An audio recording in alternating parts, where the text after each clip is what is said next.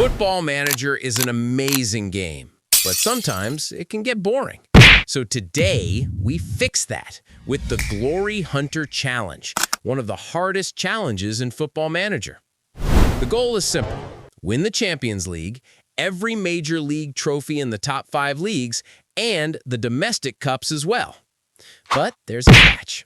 We only have 15 seasons to do it, and I don't get to choose my club. This wheel will decide my fate. There are restrictions. I can't pick a team that won the league last season, and I can't pick the best team in the country.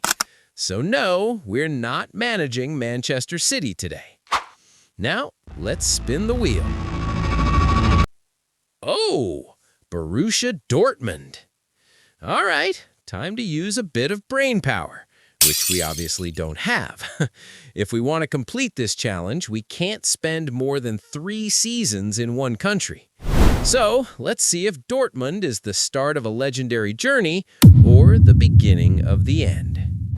The board wants us to qualify for the Champions League this season, which should be quite achievable, considering we have goal machine Guirassy and the lightning-fast Karim Adeyemi up front. The problem is, there isn't a lot of money in the transfer budget, maybe just enough for 1 or 2 signings. Instead, it might be smarter to bring in experienced players, cheaper options who can help us win quickly. And remember, we are checking the job center every single month, because this is the Glory Hunter Challenge. At any moment, we could leave for another club that gives us a better chance of winning one of the trophies we need. But for now, we focus on Borussia Dortmund. I've built a tactic to suit this squad, a 4-3-3 counter-attacking system.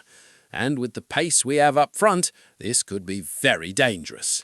We were clearly lacking depth on the wings, so we made our move. A bid for Nicolas Pepe, an experienced winger who still has plenty of pace. The bid was accepted, and just like that, we had our man.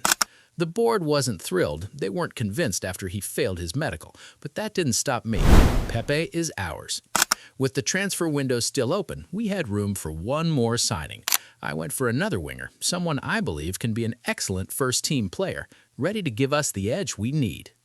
Then it was time to kick off our Glory Hunter Challenge. Our first match was against Memmingen, and we made a statement. A comfortable 3-0 win, with the big man scoring twice and Sabitzer adding the third.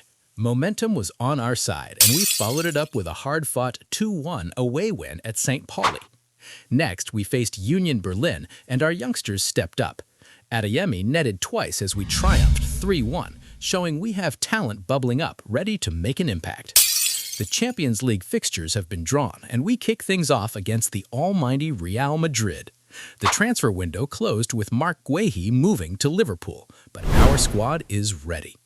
Back in league action, we cruised past Heidenheim 4-0, with our big man scoring twice, making it 5 goals in 5 games. Not a bad start at all. Finally, the big one, Real Madrid. A few fitness issues, but nothing that should stop us. And what a start! Real Madrid picked up a red card in the 5th minute. The advantage didn't last long, as we also saw red shortly after. The match turned into a tense battle, both sides defending bravely. In the end, it finished 0-0, a solid point given the circumstances. Back in the league, we're sitting second, tied on points with our biggest rivals, Bayern Munich.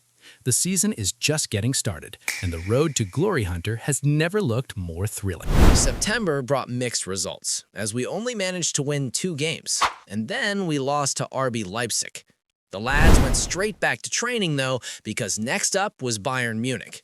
Things did not start well at the Allianz Arena, as Leon Goretzka put Bayern ahead in the 52nd minute. Bayern proved too powerful for us when Nicholas Jackson doubled their lead. That defeat leaves us 4th in the league, 5 points behind Bayern. But we refused to give up, and October was perfect. We won every single match. Our Champions League campaign, however, has not been great. We sit 15th in the table with just 5 points. Next up was Napoli. The match finished 1-1. Then came an even tougher challenge, Manchester City. We tried to hold on, but Erling Haaland struck in the 60th minute. Soon after, Ruben Diaz added another. City beat us 2-0. Back in Germany, we advanced to the DFB Pokal quarterfinals after beating Leipzig 1-0. The Tottenham job became available, but honestly, that is not a club we want to join. In the league, we beat Borussia Mönchengladbach in the derby, leaving us third after 15 games, 5 points off the top. Then the Manchester United job opened up, but with them sitting ninth in the league, we decided to pass. January arrives, and unfortunately, we have no transfer budget. Meanwhile, Chelsea signed Rafinha from Barcelona for $69 million. So far this season, Guirassy has 11 goals in 22 games, while Karim Adeyemi has 7 in 20. Against Werder Bremen, Guirassy puts us ahead, and our new signing seals the win in the 90th minute to make it 2-0. January turns out to be fantastic. We win 6 out of 6 matches, and we finish the Champions League phase in 9th place, which means we're heading into the playoffs. We have not lost a single game since December, and I am very confident as we draw Chelsea in the Champions League playoffs. Around Europe, Liverpool are top of the Premier League. Real Madrid lead La Liga, Juventus are top of Serie A, and of course, PSG are leading League One. The DFB Pokal semi-final draw is here, and we are facing Bayer Leverkusen. Unfortunately, our 15-game winning streak comes to an end as Chelsea beat us in the Champions League playoffs. But we fought back in the second leg, taking the game to extra time before Chelsea finally steal the victory in extra time. And we cannot be sad for too long, because we beat Bayern Munich in the league. That result puts us 2 points above them in the league table.